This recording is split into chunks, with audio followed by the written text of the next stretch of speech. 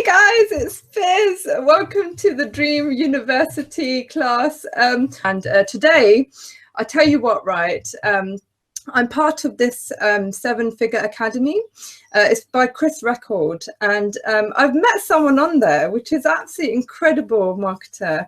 And he's just such a down-to-earth person that, you know, whenever I posted a question about anything I was stuck with, he would just instantly reply and give a nice long answer. I thought, I better get this person on and get him to give a class on at the Dream University and share some golden nuggets with you. So without further ado, guys, you know, I want to invite Peter Chan from America. Thank you so much, Peter, for taking on this class for us on this Dream University platform. Hello. Hi, everybody. You're so awesome, Peter. I mean, there's so much we can cover today. And I think what attracted me to you, Peter, is the fact that you kind of look at the mainstream audience, because everyone in the marketplace is talking about how to make these millions online. You get these untouchable gurus, you know, posting stuff all over the place saying that you can make millions with this and that. But what I like about you is that you're very, very straightforward with your results. You look at the average person trying to make maybe $500 to $1,000 extra a month using specific strategies. And that's why I think it was really nice to invite you, Peter, and actually share exactly what you do and how to get people started. Just making $500 a month, I think, will make a huge difference to a lot of people's lives. So I'm super excited. So Peter is an expert in e-commerce, guys, right? So e-commerce means things like selling t-shirts or merchandise or, you know, stuff like necklaces, jewelry, anything that you can think of online. He sells that, and he's an expert, and he's using a specific method called Facebook advertising. And he's going to share a 3-step method today in the class. So Peter, I just want to ask a little bit about you. So people that don't know you, just to give them a little bit of insight on exactly who you are, how you got started, when did you start, what made you start in this industry. Just kind of take us back a few years and just kind of just talk about exactly what you're doing and why you started it. Yeah, absolutely. So my name is Peter Chan Jr. 25 years old right now, and I got into the internet marketing industry, online industry, and just pretty much just business in general. I want to say maybe 4 to 5 years ago, when I was about 20 years old. I was going to college, and I knew that it wasn't really the direction I wanted to go, because not only was I not doing well, but I wanted to, you know, go out and build a business on my own. So I hopped online and I started doing research online through Google, and the same exact blog kept popping up on the front page of Google whenever I would type in certain keywords, and it's Chris Record's blog. Right. You know? This was several years ago. And what ended up happening was he had so much information on his blog that every single time I needed to find something on Google, it would be the same blog that would show up. So I stopped going onto Google. Instead, I just saved this blog on, you know, on bookmarks, on my bookmarks. And I just used that as my resource to learn about internet marketing and things like that. And, you know, fast forward a couple of years, I ended up meeting you at Chris Record's event. Yeah. Right? Several years later at one of his high ticket masterminds, when, you know, we linked up with a bunch of other top sellers, top e-com people, top other internet marketers, MLM, people like that. And then that's kind of how we met, right? How I got started specifically in e-com and pretty much got to the level that I'm at right now, that was probably maybe, I want to say 2 to 3 years ago. I was maybe a year to 2 years into internet marketing. I didn't have that much success. I was making money, but it was kind of hard, you know. I think that's probably the reason why you also mentioned that my approach to teaching and the entire game is a little more not so guru-ish, you know, not so much make $1 million in 5 seconds, join now. It's not like that. It's a lot of that is because of the fact that I too was once going, you know, looking up to these gurus and going through courses after courses and just saying, when am I going to make my millions in 2 minutes, you know?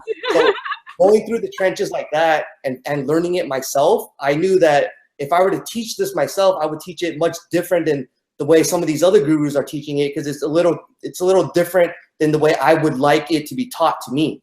Does that make sense? That makes a lot of sense. So Peter, why didn't you give up then? I mean, you know, when you started it and you're kind of going through course after course and then you don't get the results you want, Why did you say it's just crap? I don't want to do this anymore, and just scrap it and then, you know, do something else. That, you know, that comes down to a lot of the personal development side and the whole like studying your self-awareness and all that. I mean, there was almost very zero doubt that I was gonna make it. You know, I just had so much belief in myself. I studied a little too much of those books and seminars and things like that, that it just got to the point where it was like inevitable. I was gonna figure it out no matter what, you know. But yeah, after going through, I think, one of Chris's courses, Dark Post Profits 1.0, I fell in love with Facebook advertising, right? Facebook traffic generation. And I knew if I could learn how to generate traffic and convert, you know, convert anything into sales, really, not just leads or anything like that, you could then, if I can learn how to master traffic generation through Facebook, then, you know, essentially I can sell almost anything, right? Whether it's t-shirts, cups, necklaces, or even digital products and things like that. If you can master traffic and conversions, right, then you can literally do anything you want with the internet. Excellent. So why did you, so the question that comes to me, Peter, is that when you want to sell e-commerce stuff, the first few websites that come to your mind is Amazon, eBay, right? And then they are already generating the traffic. You don't have to generate the people to come and view your products. And they're doing the advertising, you know, they invest a lot of money in the advertising and everything as well. So why would you choose a platform that you have to generate your own traffic? Does that make sense? So you choose your products, okay, but you can place them on Amazon. Why do you have to go to a place where you have to generate your own traffic versus somewhere that's already getting traffic? Yeah, the reason for that is because then you own your own customers. You know, if you put your products on Amazon, they're not your customers. They're Amazon's customers. They're your products, but it's not your brand. It has almost nothing to do with you. It's just Amazon selling it for you. You don't get to keep your buyer data. You don't really get to build a relationship with your customers. The reason why it's good to build your own traffic as well is because Facebook has so much data and so much information in it. It knows everything about your age, your parents, where you grew up, all your interests that you like, every sport you play. So it actually has all the information for you. So it makes it very pinpoint accurate. You know, you can literally, you know, I'm sure you've seen advertisement where it's like, how do they know that? You know, it's scary. But it's because Mark Zuckerberg did a good job getting everyone's information, you know. That's pretty much the reation why. That's a really good answer, actually. That's actually brilliant, because that data you accumulate when you set up your own shop and actually measure people's activity, measure where they're coming from, who they are, you can actually do a lot of manipulation with that, can't you? It's powerful, definitely. Yeah. Excellent. Right, so if we go back a bit, before advertising, choosing products. So I know that you're expert with t-shirts and jewelry. And is there anything else that you would suggest are the top sellers? How do you choose which products are going to sell? Yeah, when it comes to choosing products that are going to sell, a really good way of doing it is find out what's already selling really well, right? So there's certain websites, if any of you guys are out there taking notes, like Watch Count, or you can even go on Amazon and look at their best sellers, right? You can go on eBay, look at their best sellers. There's all sorts of ways that you can go out and find top selling products that are already kind of on demand in the market. The only thing we're missing is the targeted audience, right? It's already a product that's selling, but then you can just find more of that audience, and Facebook is like, it's a well of information that you can just go in there and show it to the right audience.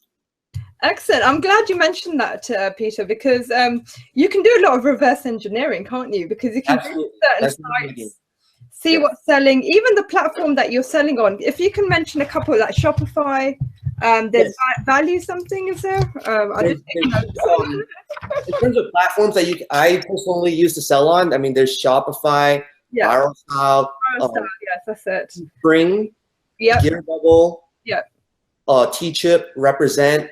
There's a lot of awesome ones out there. Excellent. So do you actually go into there and actually look at what's selling, and then maybe try and find similar products, or how do you work around? Yeah. So when it comes to creating custom products, like custom designs, having your designers create stuff, what I usually do is I usually go on either Google Memes, like Google, or Pinterest, and I try to look up the highest pins or the highest reposts of like pictures, images, memes, viral stuff, right? And then you can create images based off, or like designs and products, and find products that relate to those viral subjects. Excellent. Now, I know a question would be coming in about costs. Do you actually buy these products upfront, or do you actually find products already available and actually drop ship them? How do you actually specifically do it? What's your method? Yeah, usually what I never really have inventory, okay? So I never go out and buy products and keep them in my garage or anything like that. It's usually either always drop shipped, or they get fulfilled by a third party, meaning the moment someone purchases one of the t-shirts or a mug or a necklace, then the company that will fulfill my orders for me, they will create it for the customer and mail it to the customer. Oh, I see. Right. So there's a lot of kind of third party softwares and companies involved in this, and you have to put it all together, don't you? So hopefully what Peter will do for us is probably put a scenario together for us so I can offer it after the show. But so Peter, I'm someone that's starting a t-shirt company. You know, I want to empower women, right? I want a specific message that will sell, you know, and empower women, maybe women that are selling products in other companies, you know, makeup products or whatever. Tell me, what do I need to do? So if you want to sell, let's say you want to start kind of like a series of like a catalog full of different products and services to empower maybe like work from home moms, or like, you know, entrepreneurial women and things like that. Well, what you can do is very simple. I mean, are you looking to open up your own store, your own Shopify store type of thing? I'm giving a scenario, yeah. So what I would do is I would go on maybe Google or Pinterest or any of those websites that, you know, you would be familiar with, that most of these women usually go on anyways, like the forums and stuff like that, and try to look for stuff that's very viral, you know, like look for stuff that, you know, the women would like. There's a lot of quotes out there, a lot of motivational quotes, a lot of very inspirational public figures, right, within that space. You know, it doesn't just have to be the woman empowerment. It could be anything, just within that space, within that niche, that subject. Right. And then you can go ahead and go out, grab a designer, right, on Upwork.com or Freelancer or 99 Designs and all these other outsourcing platforms. Go out there, find a designer, have them create for you, you know, several different designs, and then you can hop onto, you know, Shopify or any of these crowdfunding platforms, and you can start creating these products for free. You know, these products, you don't have to buy like a 1,000 mugs or 1,000 t-shirts and have them wait and hopefully someone buys it, then send it to them.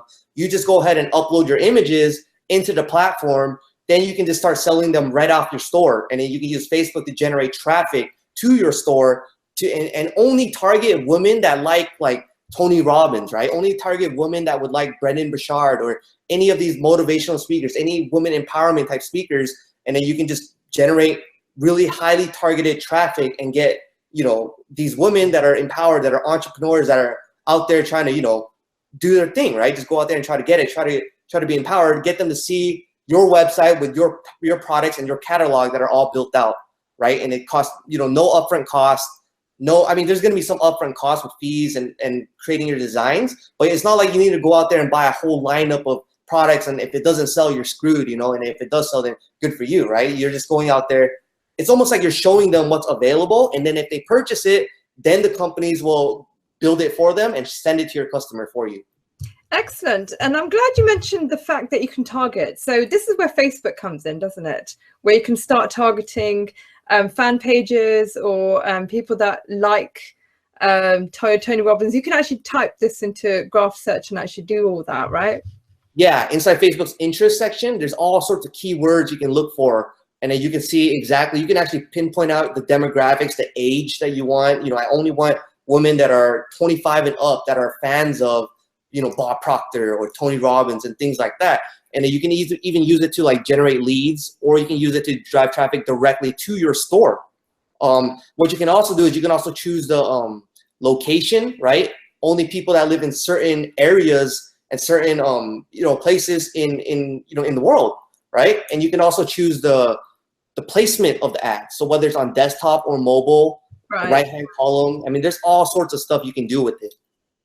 Right, guys, this is good stuff. So that actually teaches all this stuff, right? So, you know, I'll give a link after the show or under the replay on how you can actually connect with Peter on the specifics of how to actually do all this research and get these ads together and what kind of images you should go and choose and graphic designers and all that. So the technical side, but what I'm trying to cover here is the overall picture of what exactly that you're trying to achieve when you're doing these when you want to get into e-commerce and use Facebook to get traffic to buy your products, right? So so Peter, so say for example, I mean, in your experience, right, you must have had experiences where you've done all the grafting, you've done all the hard work, you've done all the targeting, you've got your shop ready, you got your products, and then no one buys anything, right? So what do you do at that point? I know this happens, and do you just give up, or do you just think that, you know, the product's rubbish, the ad's rubbish, or do you actually go in? What exactly do you look for to tweak? What should people look for to tweak or change? Right. So in the beginning, that's actually going to happen a lot more common than you think, right? Because it's your first time doing it. You know, you're going to stumble once or twice. It's going to happen. During the later, you know, once you get your toes wet and you start becoming more intermediate to advanced, it happens a lot less, because now you know what subjects works best for you. You know what niches work. You know what targeting is best, and you also know more about what products will convert.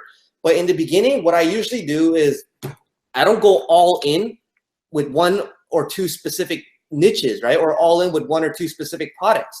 What I would do is I would create a very general store, or I would, you know, use a crowdfunding platform like Viral Star or T-Chip and Teespring and things like that. And I would go ahead and create several different products or several different designs. Or if you're using Shopify, then you can go out and create a general store, right? Not a very niche specific store like we were just talking about, you know, the women's empowerment. Instead, we'll do a very general store just about any subject, and then we would go out and throw in a bunch of different products that have totally different categories. That way, when you run Facebook traffic, you're targeting totally different categories. Oh, it's interesting. Yes, yes. So if you completely miss, it's not a big deal, because you have several other categories with several completely different products going at the same time, and one or two will land, right? The more, it's just like roulette. The more numbers you pick, the higher probability you have of the ball rolling and landing on your number. You know, if you go all in with just one number, if it hits hard, yeah, you're gonna hit a home run. But chances are, especially if you're just starting, you're not gonna get a home run with your first niche, your first T-shirt design, your first whatever. Even though you get everything right, you may not hit a home run on your first time. So I would definitely, you know, for beginners out there watching this, especially if you're just starting out, you don't know too much about what you're doing, I would create a general store, or if you don't want to create a store, you can use the crowdfunding platforms, the print-on-demand platforms like Viral Star or Teespring, and I would create several different designs, right? Or find several different types of products with drop shipping on eBay or whatever, different niches, just completely different. Just get your toes wet in different subjects, right? You can do one with grandparents, and do the other one with like single mothers, which are totally different, and then do one with motocross, dirt bike riders, right? And you can do one with like, you know, the entrepreneur niche, and then another one with like teachers or construction workers, right? Different subjects that have nothing to do with each other. And then when you grab products, get products that have nothing to do with each other too, right? You can do a t-shirt on one hand, a necklace on the other hand.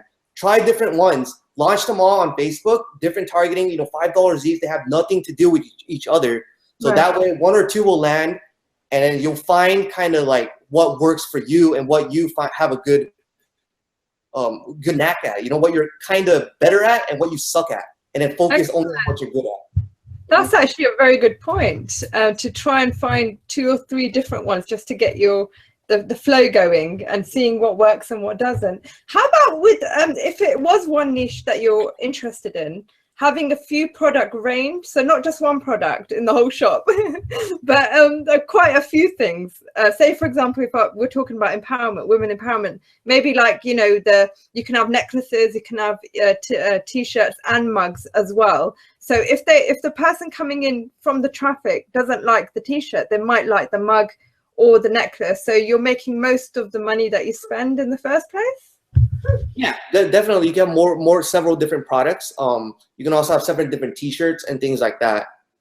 Excellent. Okay, so from personal experience, Peter, I browse a lot on my phone.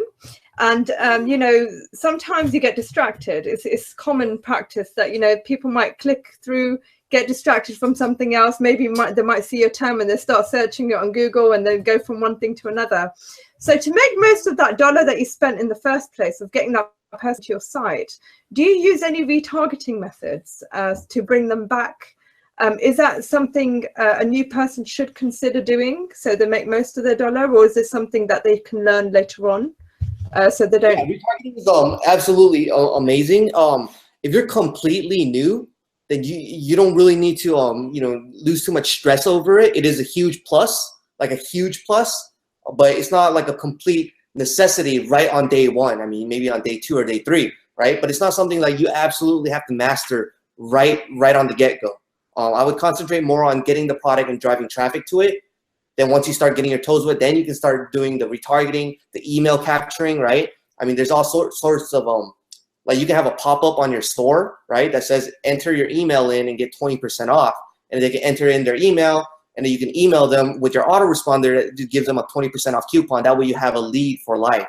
Excellent. You can send an email later. So it's customer lifetime value that you look at, yeah? Absolutely. Excellent, excellent, good.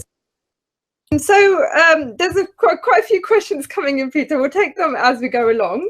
Okay. Hold on, let's just grab a question here. Okay, guys, carry on with the questions because they're really good ones. How are they liking it? I can't see any of them. Hold on, let's just get some on here. Thank you very much for the presentation. Oh, you're most welcome. Okay, on Facebook, guys, ask any questions that you like, and then we'll get them answered for you. Okay, so Peter, let's talk about you know, online environment. You know, the actual experience online is very much different to a physical experience in a shop. Okay, so say for example, I want to sell some baby products. You know, when I go to the shop, you've got the psychological factors there, you've got the smells, you've got the enticing kind of appealing factors that make you buy. But online, you don't have any of those senses. So how do you actually work around the fact that if someone comes to your store, they will be enticed to buy? What kind of things should they be seeing on the website? You can't send out scents, can you? But there must be some things that work online that you can actually entice people to buy psychologically. Yeah, so this is a very common question. It's actually a very easy mistake that a lot of beginners can make, because the internet is 10 times faster pace than say an actual store, right? When people go to the mall and they want to buy stuff, they're actually already ready to buy. You know, there's no point in being there if you're not going to shop around. But when you go on Facebook, you're not looking to buy anything. You know, you're looking to chat with your friends. So for me to try to sell you right there on the spot on Facebook, it's a different strategy. It's a totally different game than say if you were to walk into the mall, right? So what you need to do is you got to make sure your product is unique, very unique.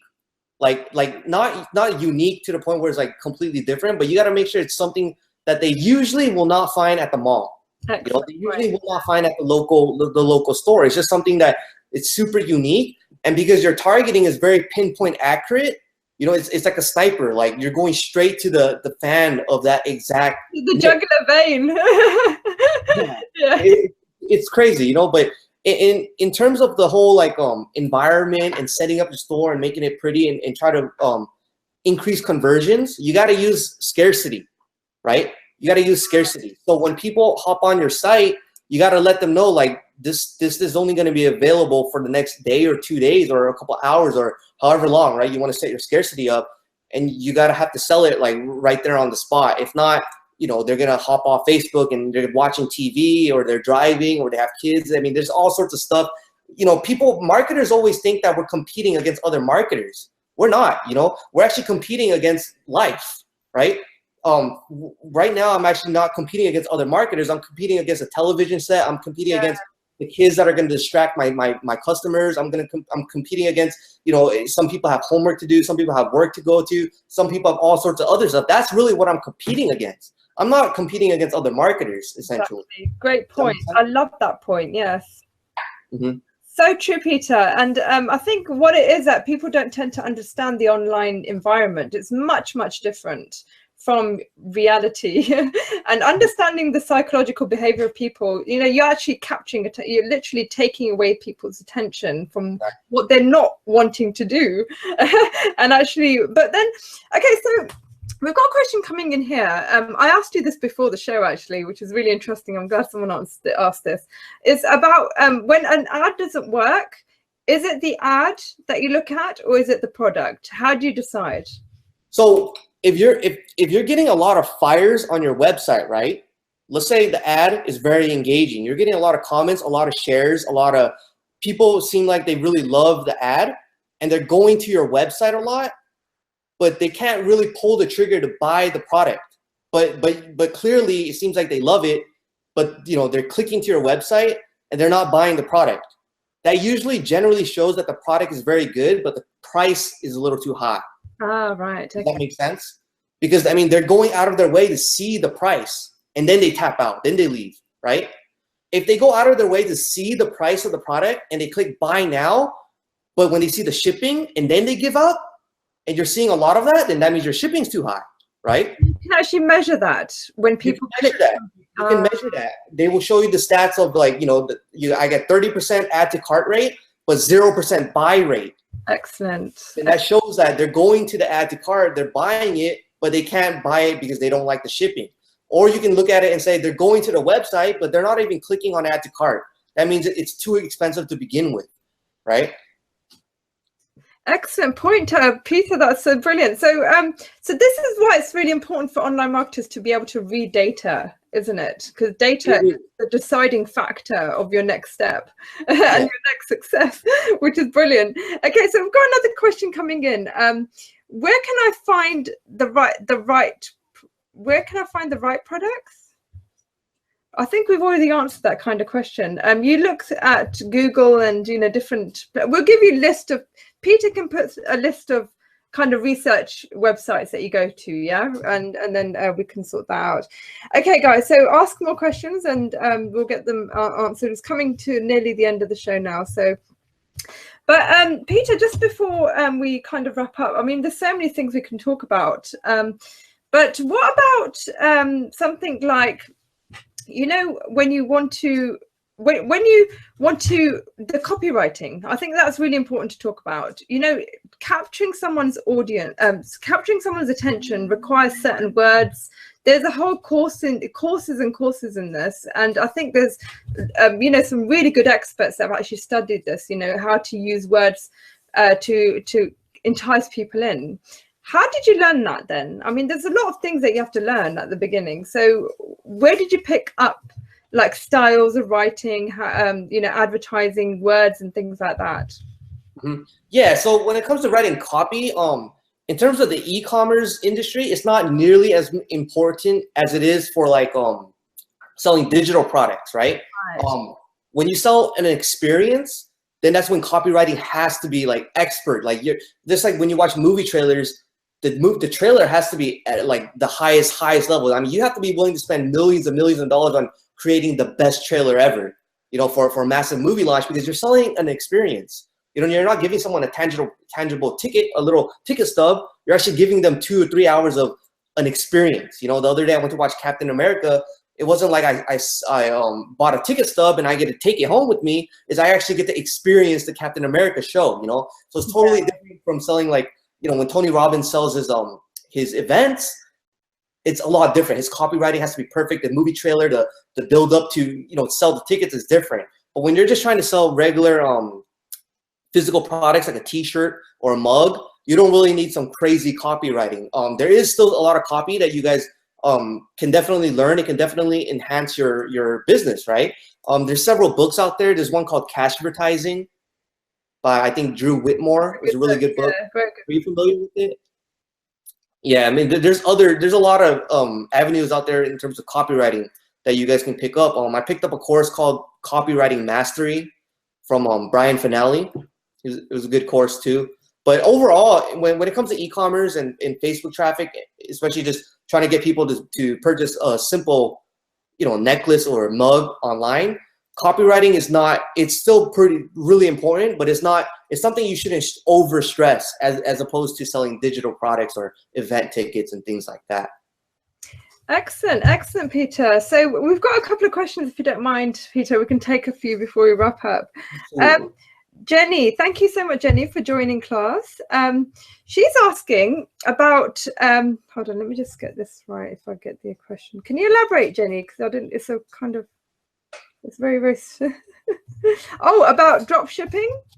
So our suppliers, you know, the people that you actually approach to drop ship the product, are they okay with one product at a time, or do you have to negotiate deals? So no, they're okay with one product at a time.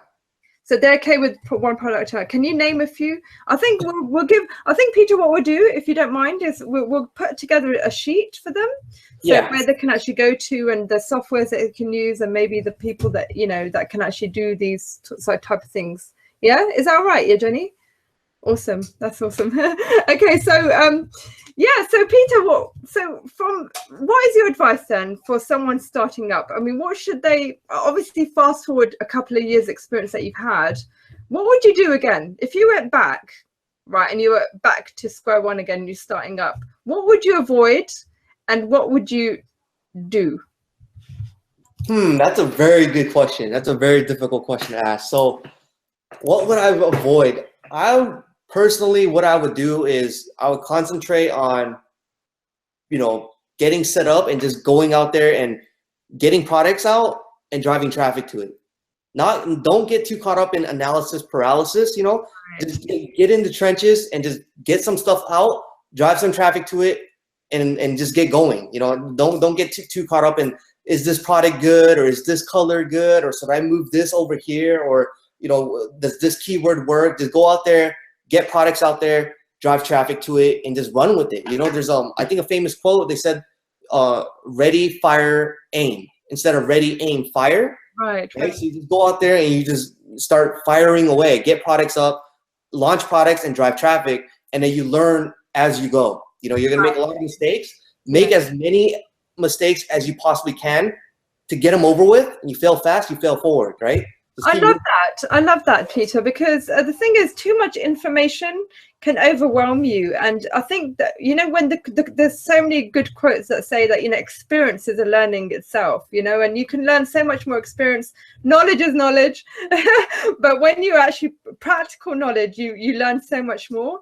And then I think you become confident. Confidence is very important as well, isn't it, Peter? Absolutely. Yes. In the beginning, you're going to be really insecure about your first 2 products. After you get going, just look at it as in like I need to fail this many times until I find the right one. Okay, just look at it like that, and then just keep getting it out the way. That way, you're just marching it down. Like march down all your adversities until you hit success. That's really how I look at it. Excellent point. Excellent. Okay, rightio. So let me just see if there's anything else coming in. Guys, it's been awful today. I'm really, really upset. You haven't been asking proper questions. Well, they're good questions, but I want more. Come on. Right. Okay. Awesome. Okay, guys, we'll wrap it up now. I think we've given you loads and loads today. So, okay. So, Peter. So, I mean, this is amazing stuff. I mean, e-commerce. I know a lot of people that are in my audience are network marketers, and the question I would ask you is, can you actually use e-commerce as a front end to build a list to sell your network marketing products? Does that make sense? That would be kind of hard to do. Yeah. But you could do it. I mean, you could definitely sell like personal development products and things like that, and then later try to kind of build a brand and then bridge that into something related to your network marketing. But I think it's a little more difficult to do. What I do recommend though is, if you do e-commerce, it is a good side income stream, and you're going to end up learning a lot about Facebook advertising, and that could definitely help you with network marketing. Right, excellent. And this is like direct selling you're doing here. So can you use Facebook ads to directly to your network marketing product? That's not really worth doing, is it? It's definitely worth doing, but you don't want to directly sell to it. What you want to do is you would so for example, let's say I do want to do some type of recruiting or some type of digital product sales, or I'm not really sure what network marketing products are. A lot of them might be like proteins and things like that. But what you can do is I would go out there and I would give a lot of value, like personal development value, maybe tips and tricks on network marketing, but I would shoot videos on it. And then I would draw traffic to my video and targeting all the network marketing companies and things like that. That way they can watch your videos, build your brand up, and then they can go to a link to your blog or your website. And from there, you can capture leads, kind of build your brand through the Facebook traffic. Excellent. Excellent, Peter. And final question to wrap up the show is, what is the future of e-commerce? Because I know you said in one of your videos an amazing point, which was about Black Friday, where Walmart sales, I think Walmart in America, and I think Tesco or something in UK, but store sales are going down and online sales are high. So where do you see next 5 years? Where's it all going? Yeah, I think e-commerce is going to be much bigger very soon. Reason why is, like, if you look at overall commerce in general, not e-commerce, but just in sales in general throughout the world, I think e-commerce has a very low percentage overall. Still, you know, even though it's as big as it is now, it's still only like, I don't know the exact number, but I think it's around 20% still. Wow. You know, so if it goes from 20 to 30, then just think about that huge, like the wealth of just how much money is being transactioned. You know, all that transaction is going on. That money being transferred is crazy, isn't it? Amazon, I think last year they reported they did over 100 billion, right? Wow. That's just Amazon, right? So I mean, there's several other websites. You shouldn't be intimidated by these big platforms that are doing incredibly well. I mean, that's a slice of the cake as well. No, yeah, with the internet, everyone kind of has like their fair chance. I mean, the internet kind of evened out the playing field for everyone. You know, I mean, there's so many. I mean, imagine how many Instagram stars blew up. They weren't intimidated by these already, you know, top people. Like there's a lot of people that go out there just on Instagram and they got famous through that, or YouTube and things like that, right? So the internet definitely evens out the playing field. It makes everything a lot, you know, closer together. Excellent, excellent. Well, I can ask loads of questions, Peter, but I don't want to tire you out because I know it's been a very you know, very packed out class. But Peter, you've been absolutely awesome. Thank you so much, guys. Thank you so much for tuning in as well. I'll post the replay up shortly, as soon as we've segmented it up and, you know, put all the, you know, lovely headlines in there and all that. But Peter, any final words for the dream chasing audience? Just go out there and get after it, you know, no give it up. That's it. Pleasure to be here. And where can they get your work? We'll put links up after, but where can they get your actually, Peter's work has been mentioned in Forbes, guys, right? I know this because I came across it just earlier on today, but he's actually his website where he gives a lot of training has actually been mentioned in Forbes. So what's the URL for that website, Peter? Yeah, my website is marketing academy.info. And you can also just add me on Facebook. Just type in Peter Chan and Jr. The JR at the end is what brings me up. It's like SEO, I guess. And then you can also find me on YouTube. Just type in Peter Chan Jr. and you can find me on YouTube. I usually always post a lot of free content and trainings and things like that on YouTube as well. Or you can just add me on Facebook. I'll be more than happy to chat. Excellent. Peter, can we just take the last question? She's begging me. Absolutely, yes. Patricia, thank you so much for tuning in. She's asking me, can you do a review of the product on the website before selling it, or should the ad go directly to the product? I usually drive the traffic straight to the product. Straight to the product, right? So reviews and stuff, not the video review, you know, like what you're watching, or, you know. Yeah, that's not really necessary, but you could definitely do that if you want to build more rapport with your customers, because sometimes if they go to an unknown website, they can get kind of, is this sketchy, you know? So if you really want to, you can definitely have like a comment section and tell your friends and family to comment on it or whatever, and kind of just review your product. If you want, you can purchase your own product and look at it, make sure the quality is good before selling it. You know, there's all sorts of things like that you can do. Excellent, guys. And, you know, thank you very much. I can't take any more questions, but thank you so much for that. So Peter will really kindly put together like a kind of quick cheat sheet or something for us. And also, you know, if you're worried about missing the traffic or the traffic hasn't bought anything, we'll give you a few tips on what to look for and what not to, how to get them back onto your website, how to, you know, if you grab their email address, how to get them back to your website and buy. So we'll help you out there, and we'll get you to make, you know, your first $500 or $1,000 or whatever it is that you're looking to make. So awesome, thank you very much. I have the amazing Adam Holland next week, next Monday. He's very, very busy, and he's agreed to come onto the class and give an amazing class in his area of expertise. Obviously, we know Adam very well in this network. He's given great contribution in Google AdWords and all sorts of stuff. So we'll be having him on, and he'll be dropping some amazing tips. But, you know, at the beginning when Peter said, you know, when you Google someone, whoever comes up at first, that's a really good key point. So it's really worth getting ranked well in search engines and stuff. So Adam will be dropping some tips for that.